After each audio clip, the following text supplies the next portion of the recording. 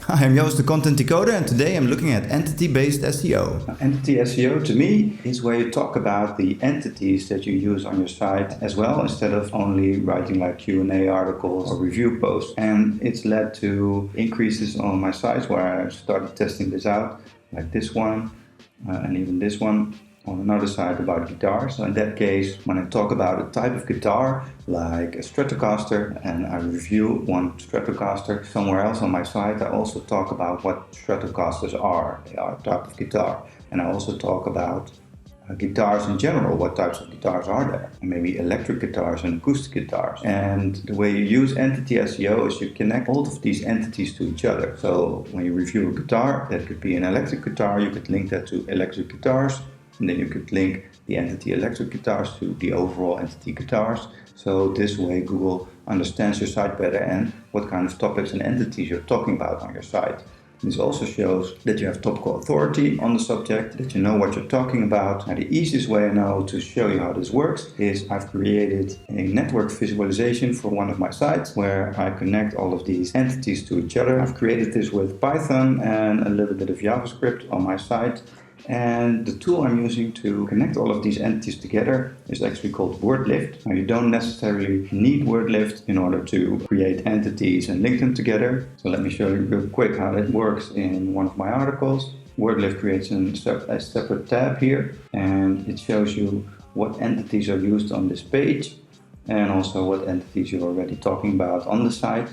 You can easily click one of these and then a link will automatically be created. Now, WordLift also adds additional schema markup to that link, so Google understands what kind of entities are on your page. And I think that's also a very nice advantage of the tool, and it also lets you create hover over links with additional information, like you can see over here. So in this article I talk about the best takoyaki pan, and then I also use schema markup and WordLift to let Google know I'm talking about takoyaki here. Now, like I said, what I did is I created a network visualization here of how all of these entities are connected on my site with JavaScript and Python to create these connections.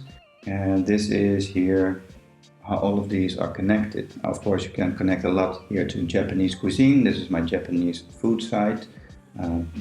Talk about what are staple foods, for example, like beans and rice.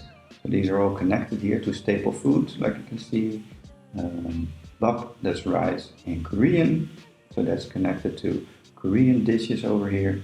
And meshi, that's the term in Japanese, so that's also connected to rice and Japanese cuisine.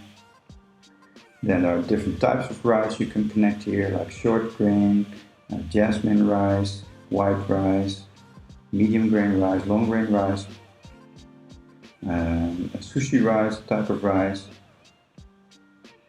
arborio rice, basmati rice, that's the type of long grain rice, and white rice. You have pajeon, that's Korean pancakes, so that's connected to pancakes. And this is how you can build out the entities on your site and build out your topical authority. Now, when you're going to start with entity-based SEO, I think it's important to understand how your topic fits together.